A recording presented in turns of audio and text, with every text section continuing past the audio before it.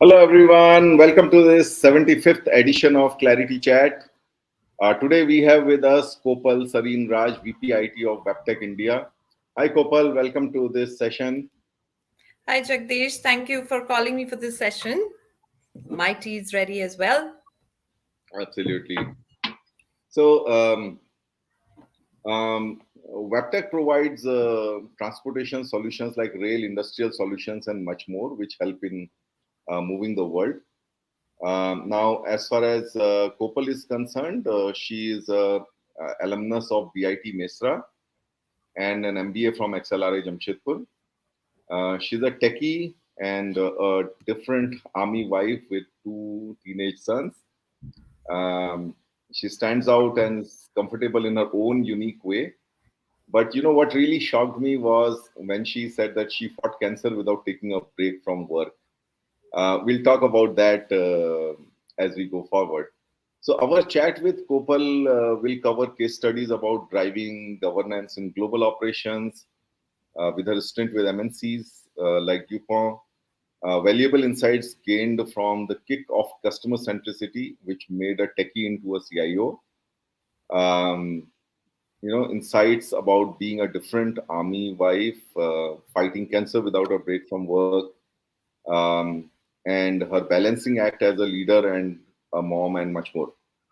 So, the one thing that kind of stood out was that she has developed a strong belief in spirituality with a practice first, judge later approach.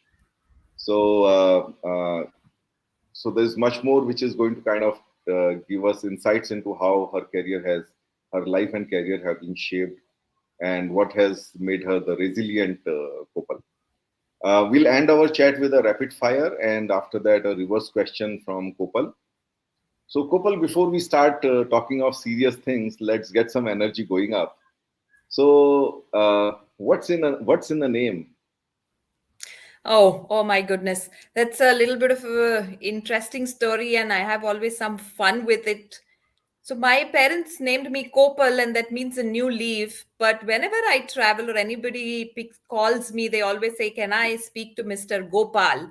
And so sometimes I just have fun with it and say, "Sorry, he's not available. You can leave a message with me. I'm his secretary," and all of that stuff. But sometimes when people don't get it, it just irks me as well. But I have had some fun with my name as well, and sometimes they just refuse to accept the spelling of the name as well, that and they change it to something like Komal.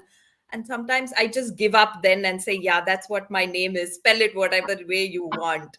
So it's been an interesting fun journey with my name, and still whoever I meet, they say, oh, we've never heard this name. And it's, but you would probably see it on a hand dryer on some highway dhaba.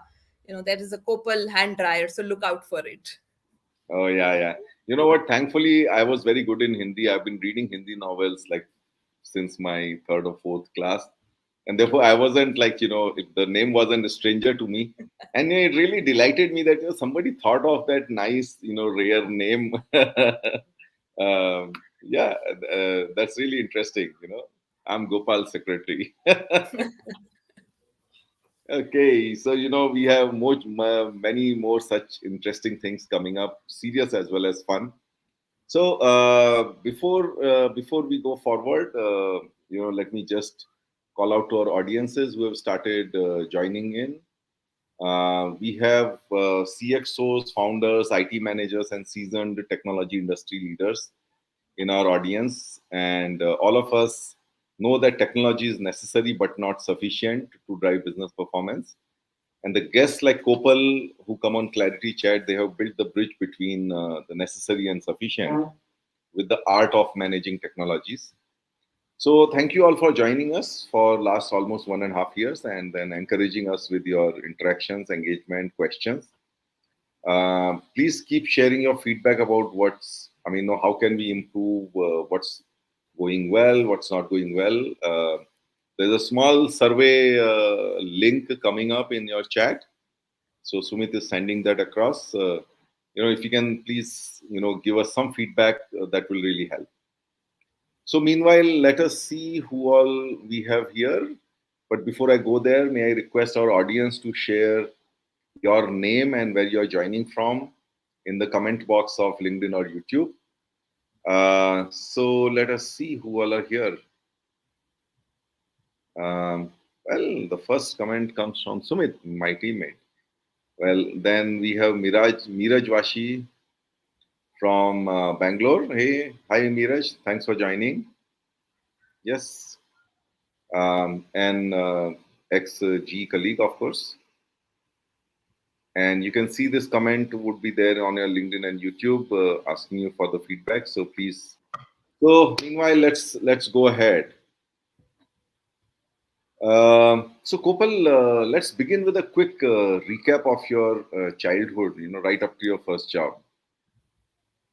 Okay, so I think I was one of the fortunate people to grow up in a town like Jamshedpur, which everybody also knows as Tata Nagar, where the birthplace of the Tata Group, where Jamshedji Tata set up Tata Steel, and it was a barren jungle land earlier, which he got, and how he had this vision of setting up a big factory and wide roads, lots of trees, houses, schools for children. So I was one of those fortunate people to grow up in that kind of an environment. And so all the values of the Tata group used to be very instilled whenever we would, kind of go for 3rd March or Founders Day events. And I would actually go as a part of my school band. I used to play the flute then, and then, go behind the functions and departments that would, parade out there. So it used to be something that we would look forward to, and then we would get these sweet boxes at the end of it. Very much instilled in terms of the activities, events around the Tata group. So it was like the next door neighbor was the Tata Steel factory over there. So I kind of, all my entire schooling's been in Jamshedpur till 10th standard with Sacred Heart Convent, 11th, 12th is with Loyola. And somehow I was very clear in my head that I want to do computer science engineering, and like everybody else, began preparing for the competitive exams, and went through the entire grind of going to different places. That time you didn't have so much of good connectivity. You had to book your train tickets in advance and go with a bunch of your friends, and that was fun as well. So appearing for all the exams all over the place. And then I think that was the time when we had this whole Bihar Jharkhand splitting up, and a lot of buns happening that time. So some of our results, especially because then we became Jharkhand at that time, got delayed because of the split in the statehood, and there were a lot of buns and things like that. So my BIT MESRA results came out pretty late. So for 3 months, I went to Stephens in Delhi University, and I joined physics honors. It was against, I wasn't very happy with it. So the moment MESRA computer science results came out, I rushed back to Ranchi, and then I was there for the next 4 years, enjoyed the college stints, and like everybody else, had loads of fun in the hostel. And hostel life is always something that remains entranced, and the friends that you make there are lifelong. So that was always good fun. Uh, And after that, I think our placements happened, and my first job was actually at Wipro Systems, and I joined as a software developer there. And that's when my journey towards the tech industry kind of started. And so and once I started the journey there, so that was a time when there were a lot of companies coming in and setting up small shops. So there were these big names coming in, and I actually left Wipro system within a year to join Lucent, and my dad was completely upset. And I'm sure all of you can resonate that our parents have been in one same place for the career all their lives, and how do you within your first year you go and change your job? But I was like, this is Lucent, this is where they found or sorry, they developed Unix, right? So I was like, AT&T, and I want to go there. So I went and joined that place, had fun, learned a lot over there as well, in terms of the design and integration and setting up systems for different languages across the globe as well. So after that, when I kind of got married, so I got married to my childhood sweetheart, if I may say, from school, and he was in the army. So my parents weren't too happy with that fact that our careers are pretty tangential. uh, but we kind of got married, and I've been lucky. I've been able to get a job whenever we've had to move places. I have, my network of friends has been very, very helpful. So I did find a job to continue, and then I decided to come back to Tata Steel in Jamshedpur, because I had a baby then, my firstborn, and fortunately it took a while, but I got a job in Tata Steel, and that was my first exposure to enterprise IT. And that's where my journey for enterprise IT started. Awesome, awesome. So, Kopal, very interesting that you are like a Tata person. Uh, was your dad in Tata Steel? My dad is a professor in XLRI, and he taught there for almost 40 years. He's a professor of marketing and strategy. Awesome, awesome. So So, big, big influence. yeah, sorry. No, no, I was just saying, so big influence from the environment in XLRI, like an academic institution. You have loads of people coming by, visiting, people coming, giving a talk as well. So, you had all these Absolutely. corporate big, I'm just like seniors. I'm like like you're a Tata person despite your dad not being in Tata's. That's Yeah, like yeah, the city grows on you. So absolutely. I spent 2 years in Jamshedpur, and yeah, I mean it's a very, very different experience. It's almost like an oasis. Uh, you know, wide roads. Lots of greenery. So it's like a coexistence of industrial and Absolutely. green, right? And Uh, very, very cosmopolitan as well. So you never even, yeah, absolutely. those Very issues are cosmopolitan. different. Absolutely, absolutely. So yeah, so Kopal, yeah, maybe like good to sort of hear your journey, from like being a techie developer into coming into enterprise IT. So yeah, after Tata Steel, that was after Tata Steel, like how it evolved, like what are the other roles that you played, and then we come to like specific questions Yeah. around. So after Tata Steel, I kind of continued in the Tata group. So this was in Jamshedpur for 3 years, and then I worked with the office of the CIO, and we had Gartner come in and prepare a roadmap. And working with them in the program management office, preparing the business cases, getting them approved, getting the projects kicked off, getting the templates organized, and taking them to the business benefit realization stage.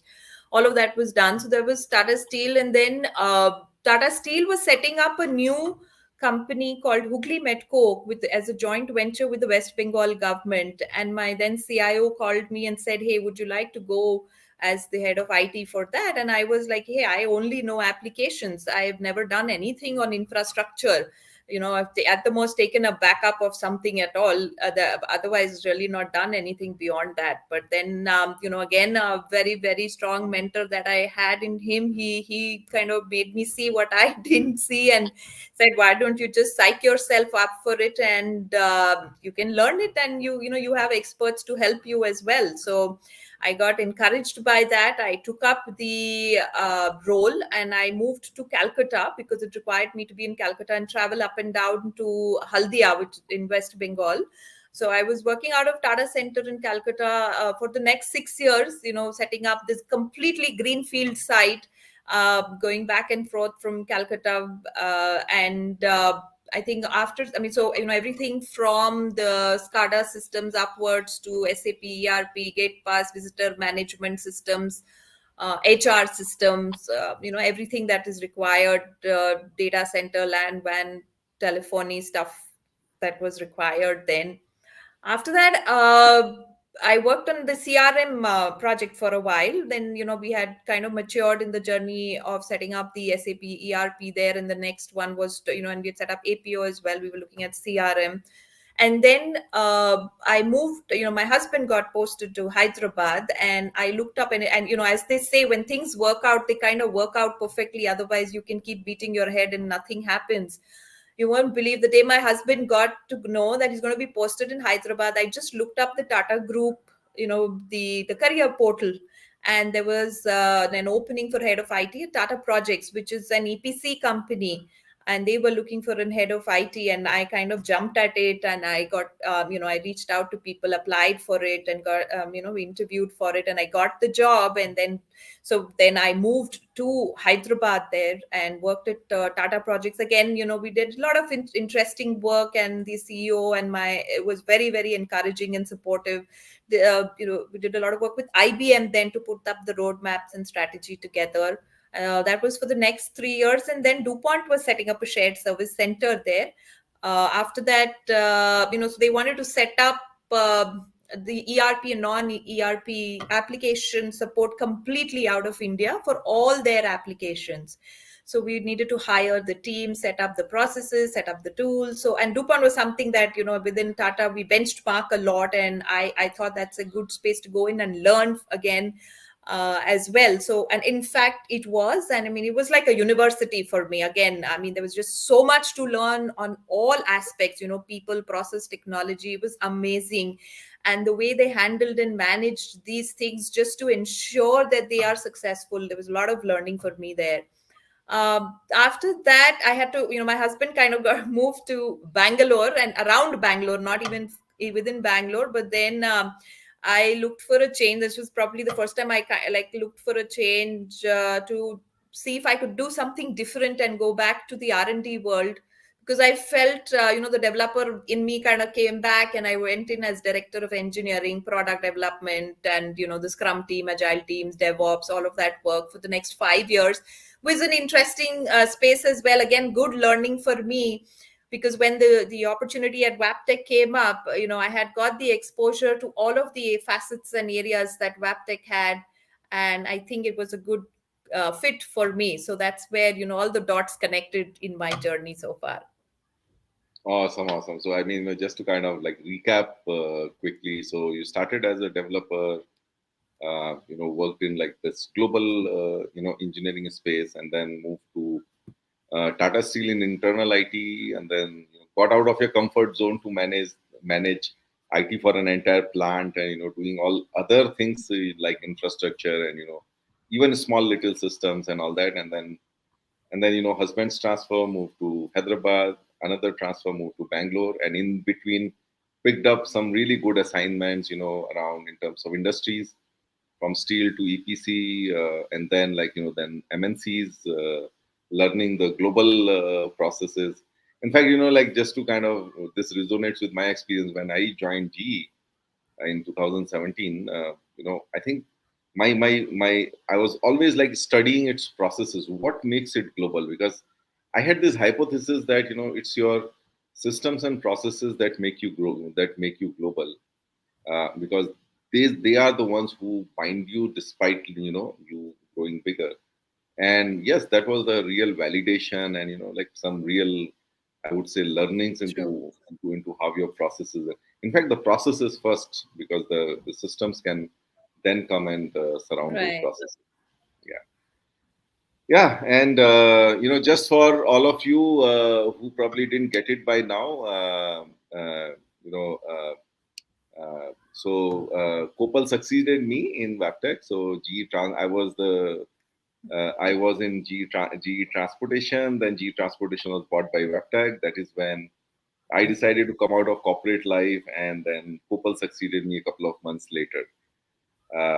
Yeah, we'll talk a little bit about that later, Kopal. So Kopal, now there are lots of techies around, here, who have an aspiration to to move to the CIO role, and you did that. You were a hardcore techie, and then slowly you moved towards CIO, and I mean towards an internal IT CIO role. And of course, like there were opportunities that would have come your way. Um, but you tell us a few incidences, which sort of gave you that conviction that I want to. This is what I want to move towards, Mm-hmm. like a CIO role. Yeah. So, like I said, I think some of my life kind of meandered and things happened organically till it struck me that yes, this is what I want to do. Because I think what I enjoyed most was the visual, I mean, the end outcome and the impact, right? So when you actually gave a software to a blast furnace or something and you pressed a button and something happened out of it and it was so visual there, rather than sitting and just writing a piece of code which is fitting into some module somewhere and you don't even see the big picture of it. So the kick I got of the impact that was creating was really amazing for me. And the fact that also the second aspect was the problem solving was at multi-level. It wasn't just with the code, right? If you had to get something successful in a function or a department in an enterprise, you had to work with so many people aspects as well. There was a time which somebody had developed some kind of a software and I took it over. So this was in the safety department, I think, in Tata Steel some time back. Somebody developed it, handed it over to me, and I went to the users with that, and they were like, we can't use it at all, and they're saying they've gone live with it and we have to use it. And I'm like, okay, why can't you use it? So they said, we are a safety officer. As a safety officer, I go to evaluate, say, 5 6 departments, whereas the drop down has only one department in it. So some things as basic as that, where the techies miss, and then they get so rigid about it that you told me in the requirements, you just give me a place for department. So then it just seemed so obvious. I kept changing, and this became a very good system. And then when they wanted to migrate it out and put it on some enterprise platform, there was actually a revolt from the safety officers saying, no, nobody else in IT will listen to us. Please let her system be there. We are very comfortable. And I remember my CIO calling me and saying, what did you do with them? They don't want to use any other system. So I think it's just the whole aspect of listening and being able to deliver and seeing them succeed in their work. I think that is what was really encouraging for me and exciting, rather. My adrenaline probably to get up every day and go and solve problems came from that satisfaction. And that's when I thought, hey, this position, and then especially when after I did my MBA, so like, I was running away from my MBA as well. So once I was in Tata Steel, I did the 3-year course of MBA. So as much as my dad was wanting me to do the MBA, I said, no, I am doing my technical work. But doing the MBA at the right time, it actually helped. So it actually fell in place after 6 years of, an enterprise experience of doing the MBA. So all of that also came into good help to be for me over there. So I think that those are a few aspects of being able to solve problems of different kinds, right? And having a say in problems of different kinds, and weaving all of that together, like, we would have heard this, IT is that fabric which brings every function department together to deliver on an outcome over there. So, and it gave from this position, I could influence so many functions, and hence I realized that this is what I want to kind of pursue, and kept on my journey there. Oh no, absolutely, absolutely. So I again sort of resonates with my own experience, because I started out in customer service. I was one of the few GETs in my batch, who did not take the exam, or did not take the aptitude test to join IT. Everyone else took. This was mid 90s. Right, right. But then when I was given like some technology programs, you see the magnifying impact of your work, right? So you do something, and then it starts getting used by everyone in the organization. Yes, of course, it's a two-edged, double-edged sword. Like, you do a bad job, it impacts the entire Yeah. organization as well. So, that was like, that was what gave me a kick, that, you are making a big impact. And but of course, like, what you said, you need to get out of, just the technology part of it, and make sure that, the outcomes are delivered, the customers are happy. Sometimes these are internal customers. Yeah. And so, sort of a takeaway for everyone here who's thinking of, how do I become a CIO? You do you have it in you? Do you have that passion to solve, business problems? To make customers happy beyond, writing code, or beyond just, Mm. implementing technology. And that requires a slightly different mindset. But yeah, never too late to develop as well. And, thanks, Kopal, for that. I think, I really loved that part, where the guy said that, no, don't take her out. Uh, so yeah, that's the biggest validation of, like, what you're doing, isn't it? Yep, absolutely, absolutely. And Yeah. that's Kopal, when again, the yeah, yeah, sure. go ahead. Go ahead. Go ahead, go ahead, go ahead. No, no, please go ahead. Yeah. So Kopal, again, there's a good part of technology that happens out of India, which is the global delivery. And again, like, there are people who are in global delivery around here and who are serving that. So tell us about your experiences in global delivery. So, you worked in Indian companies, and then you went to an MNC, sort of space. And tell us about global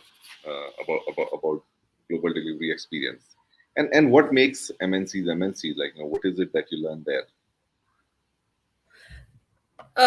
So I think from the MNC perspective, I think what you mentioned around the scale and the at which they work, right, and the standardization and at which they work is important for them to be actually to be able to achieve those outcomes. Otherwise, it's just impossible. And I think they kind of put it out in there in terms of expectation of behavior, expectation of commitment to doing something, and there is an understanding of that, of the buy-in and the agreement as well, that you can choose to disagree, but after a point you agree, and then people align to it as well, right? So I mean, there is, I think that's why I say, beyond the technology and somebody just laying out the process, the communication management of that, the change management around that, investing in people with those skills. I mean, even I wouldn't have those particular skills at that time, and would see somebody. Actually, I mean, I actually took that person as a mentor for a different reason, that so there was this person who was responsible for communication management, that, hey, how do you even do this thing, how persistently, but they would join every meeting of the project and then ensure that communication was happening to all the stakeholders in the way the stakeholders could understand. Otherwise, how the engineers send out an update is very different from how the business stakeholder would understand it, right? So some of those things I experienced when we were setting up this global delivery center for DuPont in terms of the IT application support, infrastructure IT application support. One is the processes were streamlined. So you kind of lift and shift and bring them on in here. And even the non, so first, I think we spent a lot of time on planning, and some of the things that we learn around project management itself, that you have to spend a lot of time planning first, who will do what, when, what frequency, which environment, what's the test environment, what is the definition of done, what is the definition of success, right? How do you measure all of that, all those metrics, all the program dashboards, and the communication at what frequency, updates at what frequency, what level, who all to be. A lot of time was spent on that before the actual kickoff of the transitions of the applications and setting them up in India, to be managed from India. So I think aligning to that rather than going and trying to create something new and saying, hey, we do this differently, or this is not possible over here, was something that me and my colleagues ensured at that time, because we also spent time in understanding those processes and the benefits of doing those. It seemed time consuming upfront, but they were very, very beneficial. So I think some of those project playbooks were extremely, extremely valuable in terms of being able to set this delivery center up successfully. And the other challenges around, of course, that would be, in terms of the getting the right skill with the right communication capability and the technical know-how as well.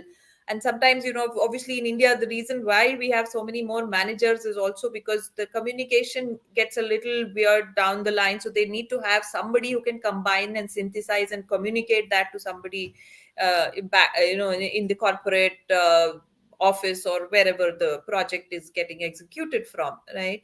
So finding the right people, like any other time, any other was the second challenge for us. Attrition, was another challenge in the global delivery centers as well. People move very fast, so how can you make sure uh, that you have a bench so that the work doesn't get disrupted, your SLAs are met? So all of those things were interesting and a different kind of learning for me at DuPont. Awesome, awesome. And like if I were to paraphrase it, I would say that these MNCs spend a lot of time on the metadata aspects of it, right? In the meta aspects of it, Absolutely. in terms of not just the work, what work has to be done, or like what operations are there, but how they are done, how they are planned. What are the completion criteria? The governance, communication, change management. What we typically take as the good things in life. I think the good things in life are important if you really want to play at scale, right? So to Mhm. everyone out there, the good things in life beyond just doing the development operations or running some projects. If you really want that extra or the magnifier impact of it, then I think those good things we need to learn and we need to work on them. But that's a very good insight. Thanks, Gopal, for that. So, Gopal, I'll give you a bit of a pause now to drink some water, or maybe like take some sips of tea, which I know you have not been doing. So let me bring in some audience comments here. So Meeraj, uh, yeah, we kind of just casually took it as the 75th clarity chat, but then people are congratulating us. So Okay. thanks, Meeraj, for for that. Yeah. This is the comment I wanted to bring in. Thanks, Meeraj, for making us realize that, oh, yeah, 75 is a milestone. So we have Rakesh joining us from Pune. Thanks, Rakesh, for joining us. We have Rajiv. Rajiv is the CIO in Deutsche Bank.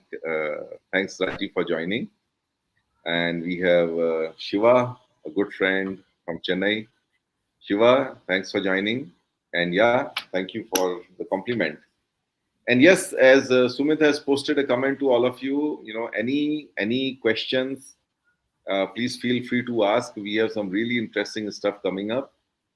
So now let's move towards a little bit of knowing Kopal as that what do you call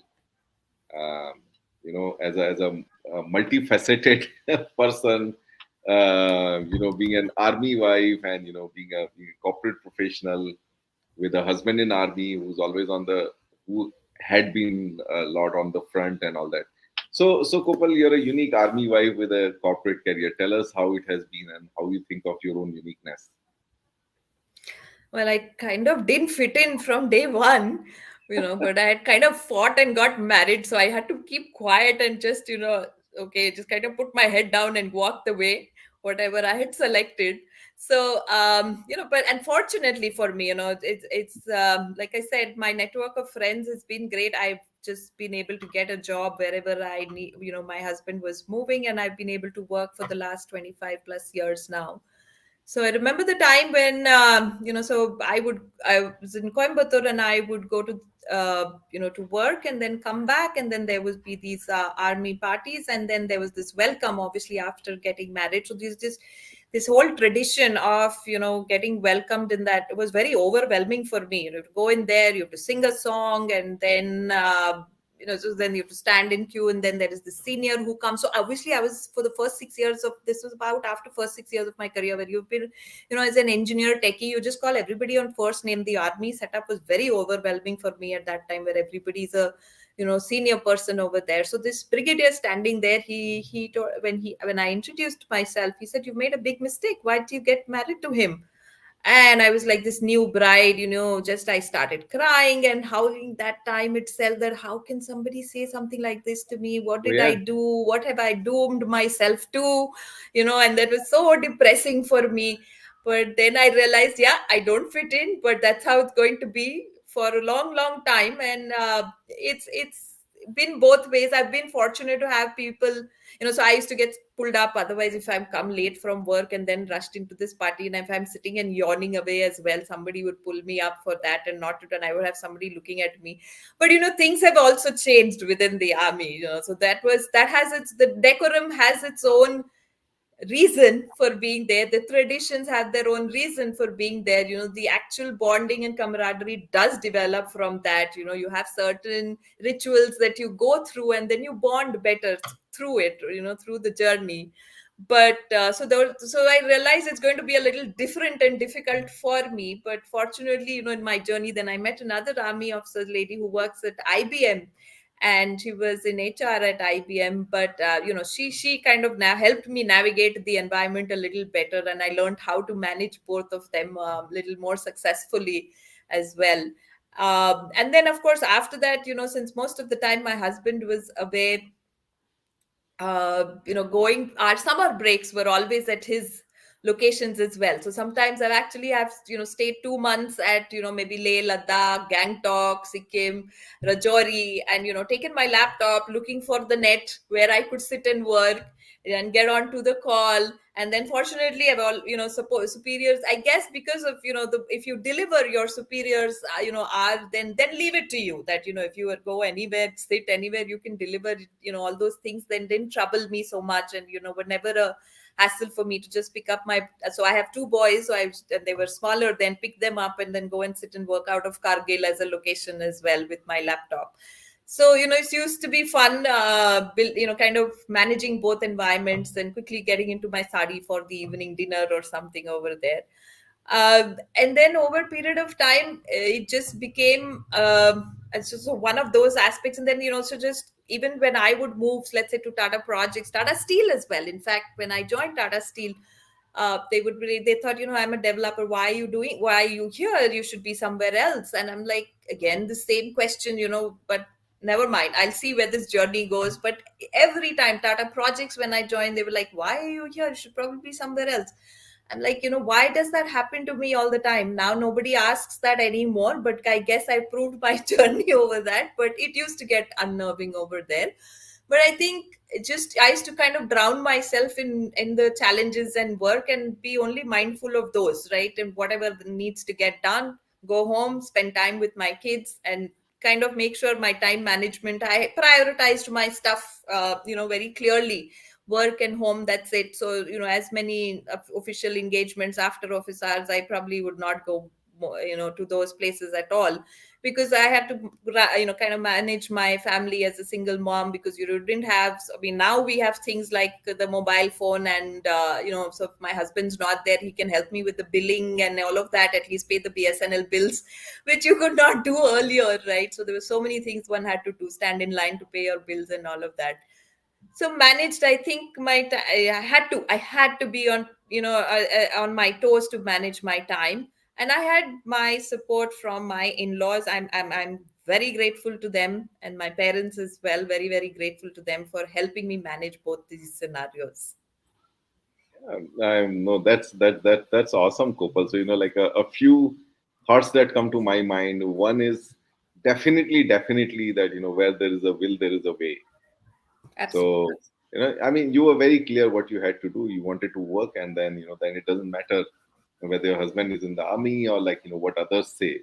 The second thing is, I think, and that really comes out very clearly, like, what I call as being comfortable in your own space, regardless of what other people think. The whole world may think that how can you be comfortable in that space, but you are, and that's it. That's what matters, right? So the good big takeaway for everyone out there, especially I would say, sometimes the girls are like, on the receiving end of it, that they are kind of put into a certain frame, and then when you don't fit into the frame, then hey, why not fitting into the frame? So it's like, come on, I mean, let the frame shift. Why should I? Yep. Yeah. Yeah. Yeah. Absolutely. Absolutely. Yeah, and then I think another one, very importantly, and when I've had quite a few working mothers, on Clarity Chat, and time management and prioritization is something that each one of them have talked about. So instead of like getting bogged down or thinking that this or that, it's like I want to do both of them, but then I need to really prioritize hard. Yeah. Yep. So Yeah. some great takeaways there, Kopal, and like I'm just imagining what would it be like, it's like kind of a dramatic scenario, like sitting in Kargil on a laptop, with some barren land around, and Oh, absolutely. once in a while a Bofors booming out. Oh yeah, I still have those videos with my kids sitting on the Bofors and with the gun pointed towards, wherever it should point towards. And, and these guys would be, just jumping around and playing with the Bofors gun. I'm like, get down from it. But yeah, I was playing barren land, but exciting times. I think for my kids also, we've Oh, spent good absolutely, yeah. summer holidays Yeah, there. and like what life gives you, it gives you. I mean, you better enjoy it instead of complaining about it, right? And really Yeah. comes out very clearly with like how you narrated about being different. So, Kupal, now let's get to so the biggest challenge of your life and the recent one. In fact, um, you're a cancer survivor, and so to everyone out there, like I first met Kopal, and then afterwards, you know, recently when I looked at her profile photo, I'm like, what happened? Why has she aged so fast? If I may say so. And then when we were like preparing for this one, she told me that she's just come out of cancer and all that. Yeah, so how was it like? And talk to us about not taking a break from work, which seems like a tough thing to do. Yeah, I think again there was something, it was very clear in my head that that's something I am not going to stop.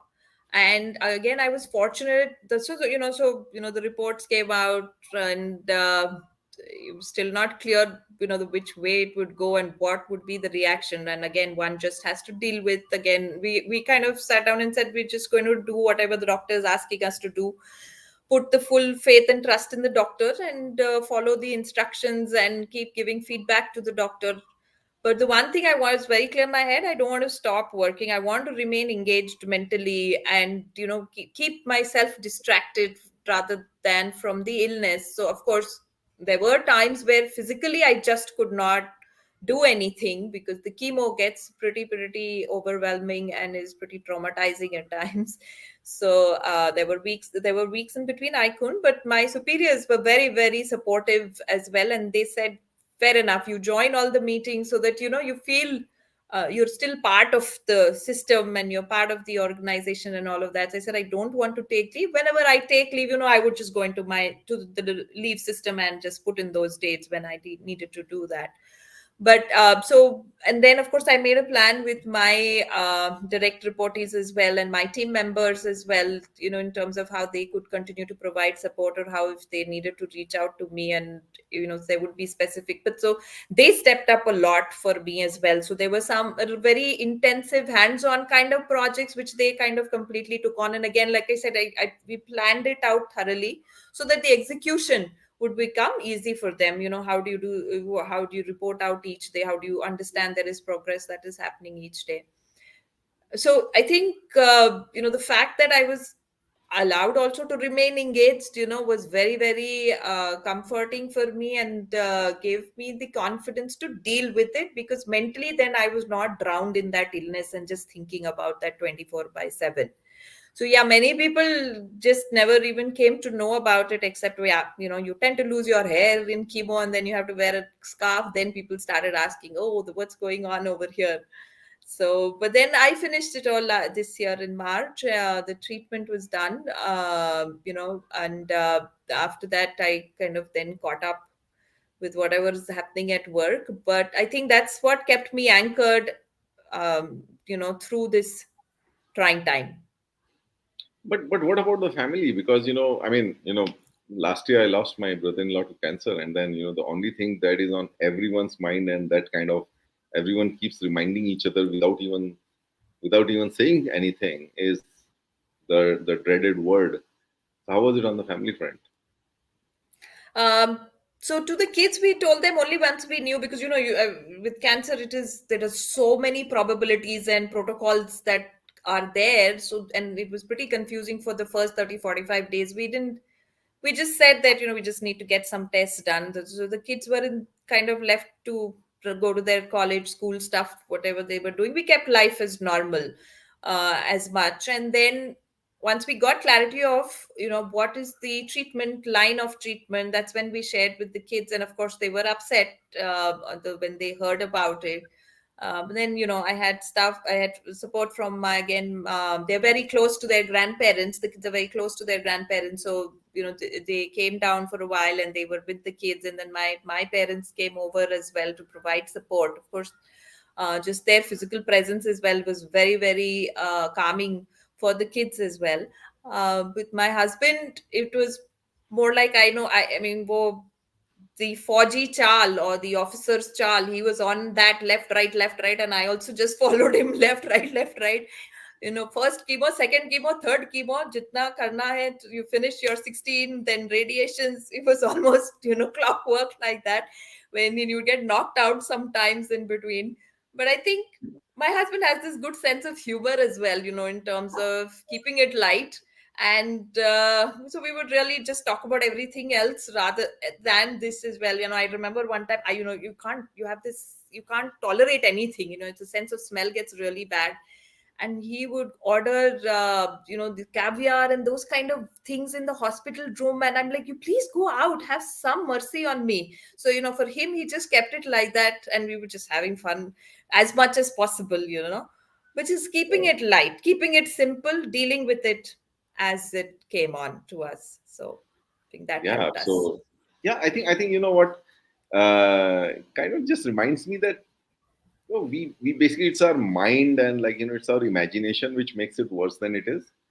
And if you just deal with it, just deal with it like on day, hour on hour, and just as you rightly said, I think that's the biggest takeaway. Keep it light, keep it still fun. We can still have fun despite being going through the worst, right?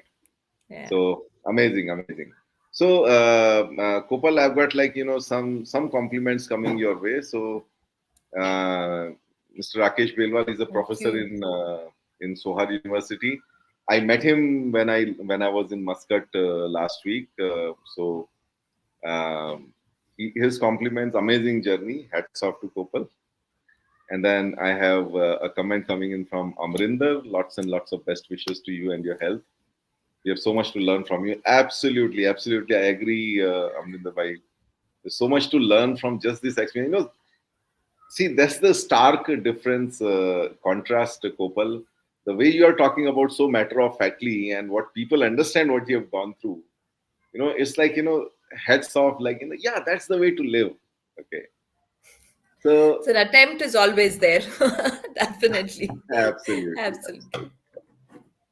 But, there are some, questions around, like, some professional stuff and all that. So I'll park Sure. it for now, and let me go on to the continuum of my question, which is, when you see, like, someone deal with life, with such a light hand and all, you always kind of, get a sense that, oh my God, there's like a lot more inside you, in terms of, your own bearings, which typically then, being in India, typically tends you to think towards the spirituality that, oh, this person must be very spiritual. So, tell us about your own spirituality. So I, in the my dad was, he's been doing yoga for a number of years, and so it was part of our morning routine, to hear the om in the morning, right, in the house itself. So it was, and he would do it, and then we learned all that from him. And then for some reason, reiki and any sahaj meditation, we would have these trainings in Tata Steel and any enterprise level. Probably didn't require them, but I was always somehow, I used to like going and attending them, because it just always gave you an opportunity to become a better version of yourself. And that's what they always spoke about.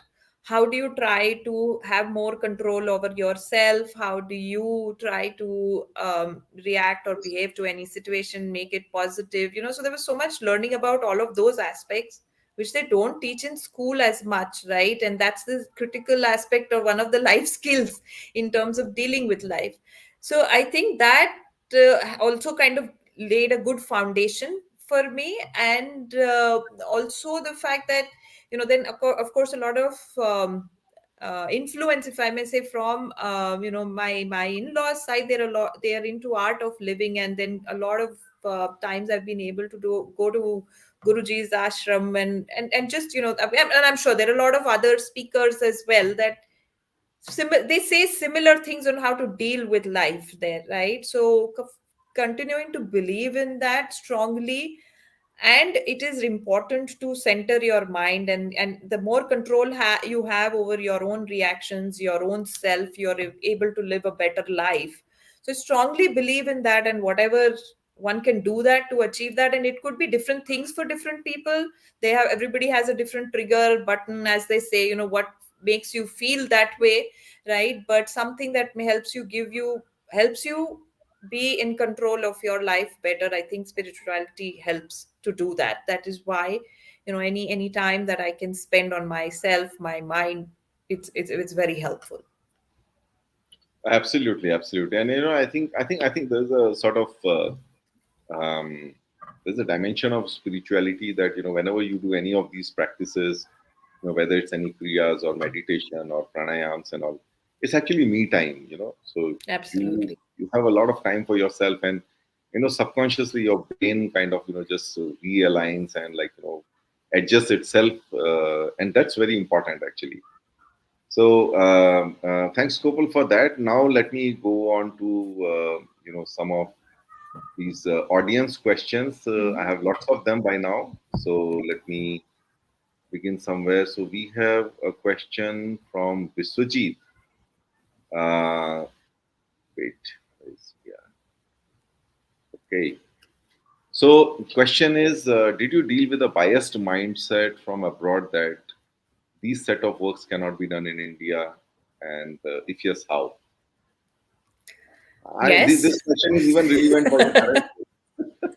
Yeah, yeah. What can be done out of India, what can't be done out of India, that debate is there in every organization, every organization. And all those cost discussions also come around, talent, competency, capability, that happens, and one has to deliver on those fronts. So depending on the, the nature of the solutioning that is happening, you need a design, you need solution architects, you need enterprise architects, you need people who can do good design work end to end as well, full stack developers. You need to bring the right talent. So as a leader, as a manager, I think the first biggest job is to have the right organization structure and bring in the right talent.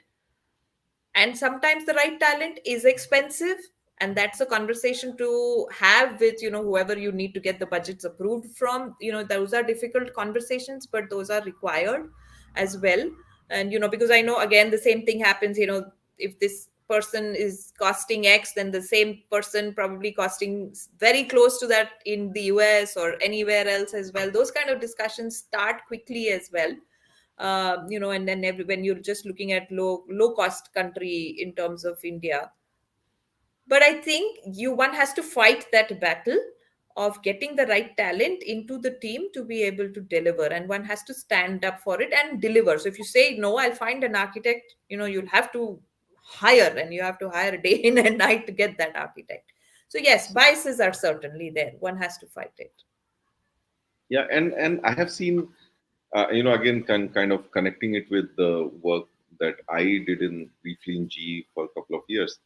As Indians, we are not very good communicators or not very good marketers of our work, right? Which is so at such a stark contrast with some of the Western Very countries. true. So one of the things I think we need to do is to also celebrate our work, or talk about the difference that our team is making, because those perceptions, they are shaped by what you're communicating. Are you always communicating what's operational stuff, or are you also communicating any kind of breakthroughs, or are you even picking up those kind of things and all that? So I think that also makes a difference. But yeah, Kopal, I think you are absolutely right. End of the day, what can be done out of India or cannot be done out of India depends on whether people have confidence in the talent that you have here.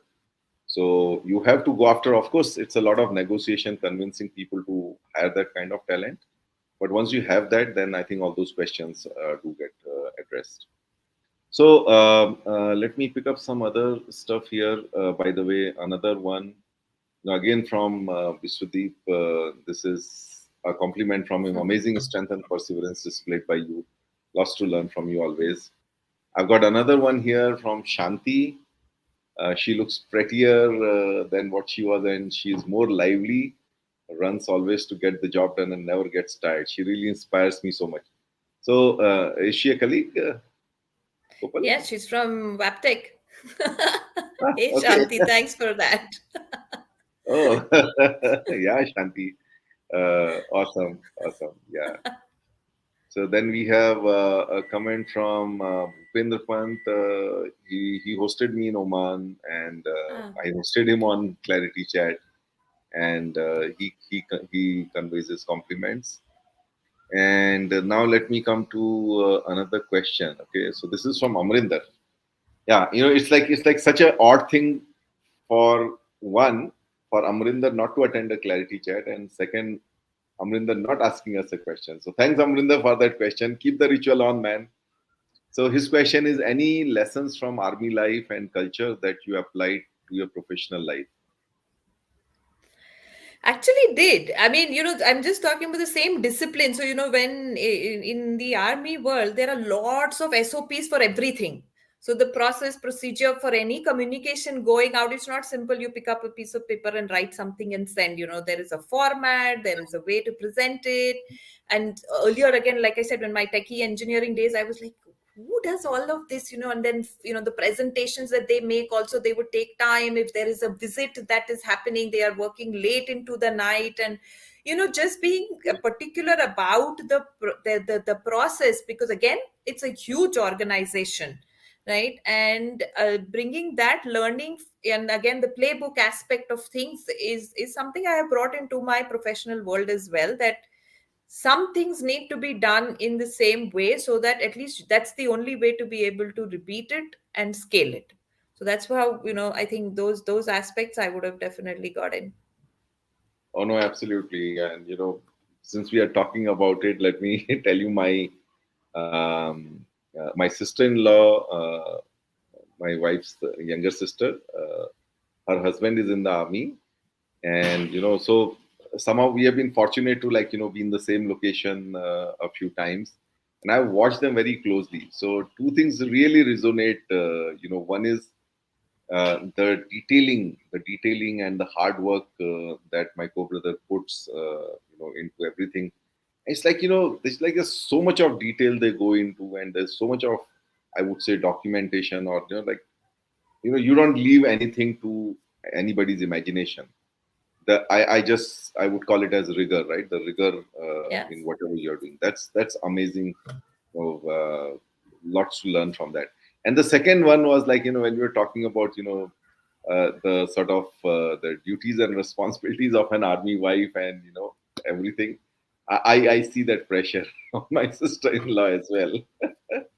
And Yeah, yeah, yeah. I get to know about so I could really relate to what you were saying, because having my sister-in-law as an army wife. I hope she's listening to it. Maybe not, because after this we are going to their house. They live about 5 kilometers from here, and I'm sure she's cooking some good dinner for say us. say hi to her from me. Absolutely, absolutely. And I'll ask her to watch this episode, the recording, definitely.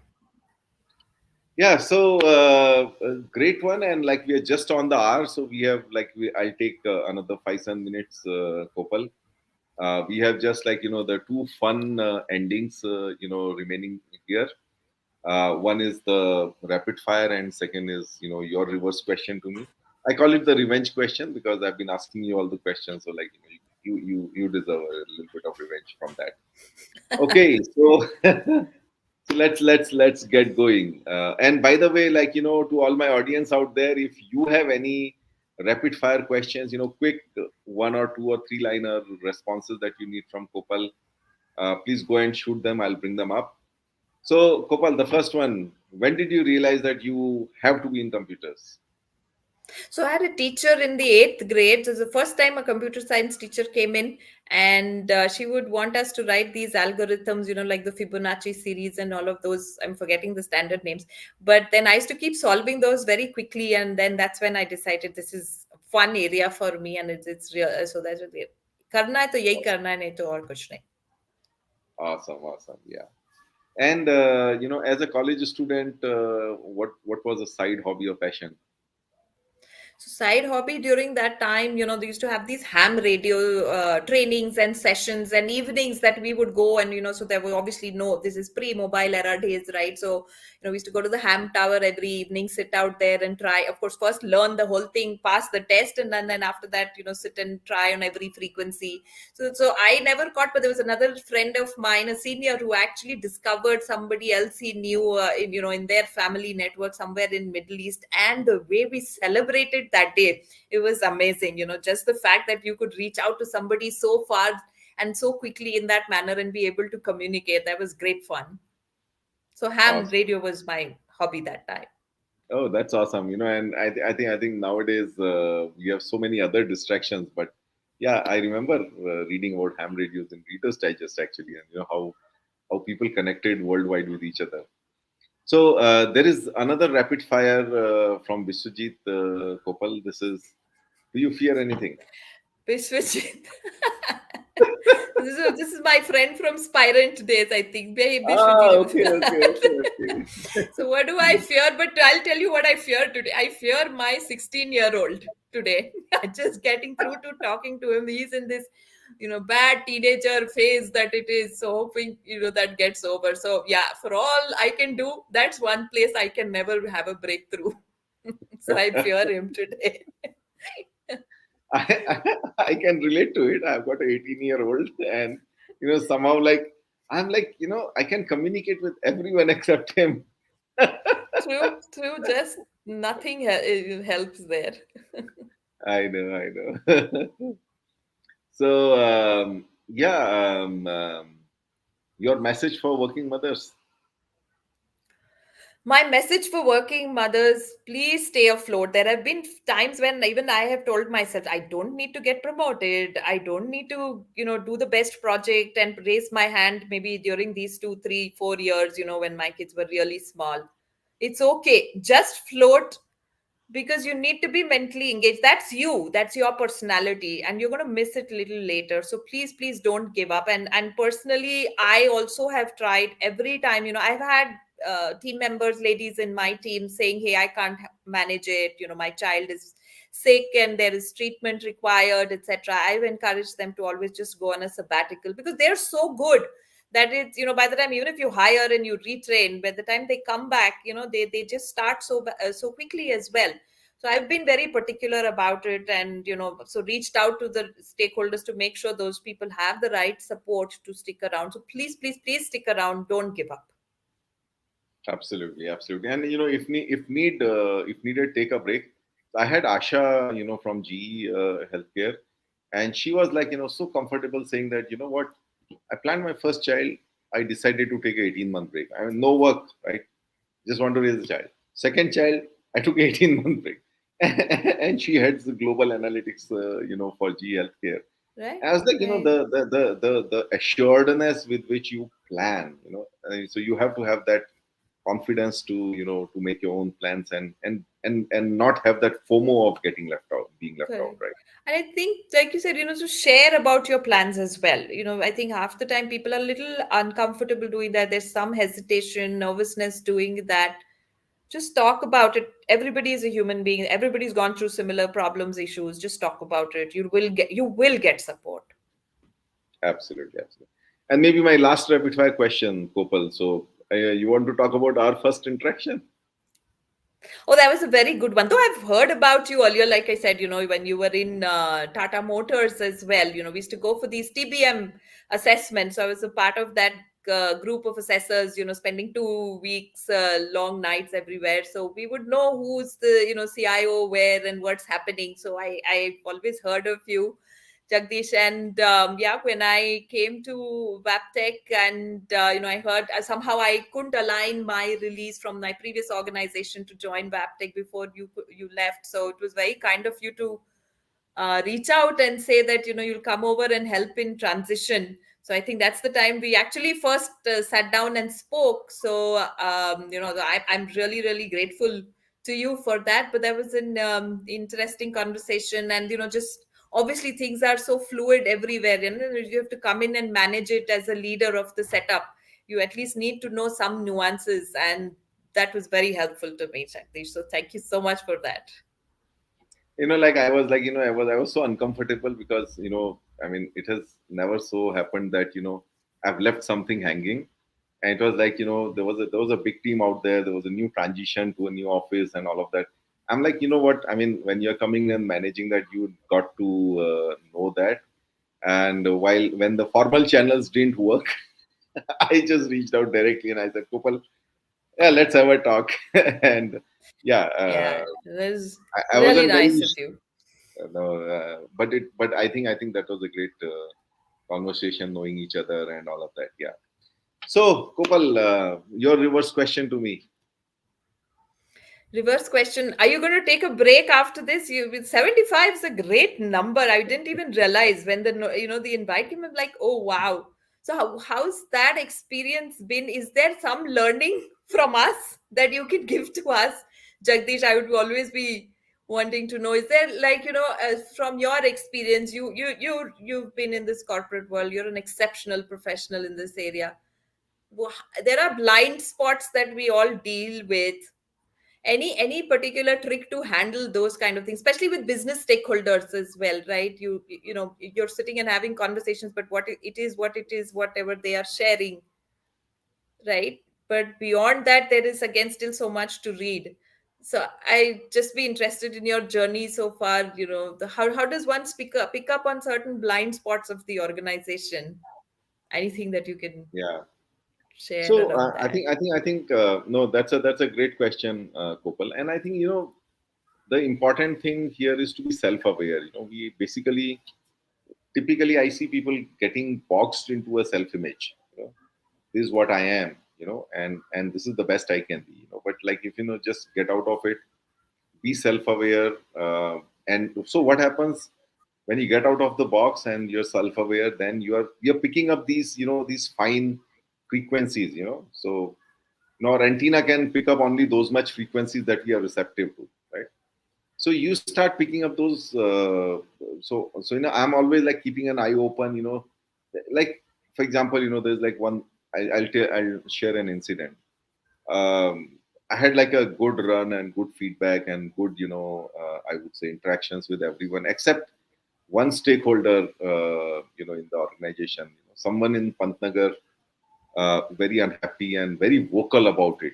And I was like, how can it be? So I started digging deeper into it. I found that that's like probably that's a blind spot that we didn't notice earlier, but the moment I noticed it, started engaging, started going deeper down, and we figured out that there were like so many things different there in the process, that a similar feeling may be with various other people, but they did not really express it. And he was one guy who was saying that, guys, we are different, right?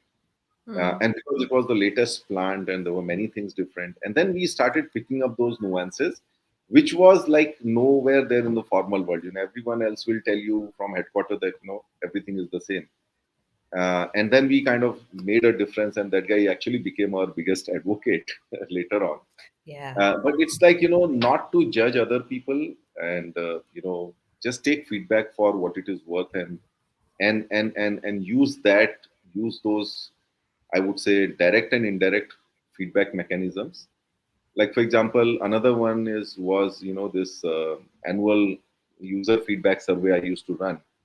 And again, it was like, don't take anything for granted. Wherever you see a small dip, or wherever you see, like, those outliers, both in terms of good or bad, good, to learn as to, what's happening there. And wherever it is bad, like, what can we do better? And I think Yeah. that's how the whole, journey, that's how you discover your blind spots, and then improvise on that. Thank Yeah, you. Thank thanks, you. thanks, Kopal, for that. Was a very insightful question. And sorry, guys, it wasn't a small answer, but that brings us to the end of it. We are about 10 minutes over, but thank you for everyone for your patience. So, thank you everyone in the audience for attending and engaging. And I know a lot of you watched the recording, at leisure over the rest of the weekend. So, thanks to all of you too who are watching the recorded version. But then, before you drop off, I would request everyone to take a few minutes and share your feedback on the survey. So, Sumit, if you can send the survey link again, please. And yes, as Kopal mentioned, I'm been contemplating taking a break.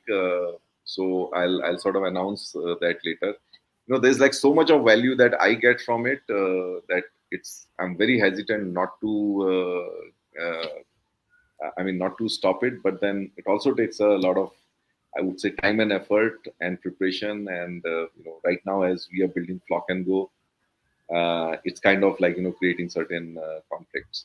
So I'll come back on that. I'm still not like fully decided. I really want to do it, and when we have like the 75th conversation, with Kopal like this, I'm like, no, I don't want to stop doing it. Good for us. You keep going on at it, but yeah, take the break when you need to. But it is Absolutely. insightful, absolutely. As you say, the JCB principles, Yeah. absolutely. Yeah, thanks. So once again, thanks everyone, and thank you, Kopal, for Thank you. sharing your life story with us today. It's really, really inspiring. Thank you so much. Thank you for having me on this Clarity Chat. Thank you. Take care. Thank you. Bye, everyone. Bye bye.